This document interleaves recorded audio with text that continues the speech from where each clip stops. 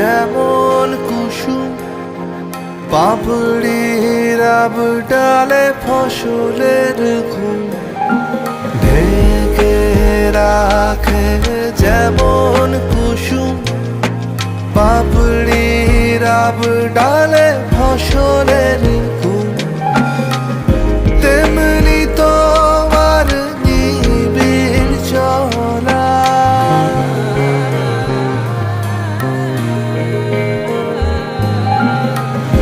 তেমনি তোমার নিবিড় চলা, মরমের মূল পথ ধরে আমার ভিতর বাহিরে অন্তরে অন্তরে আছো।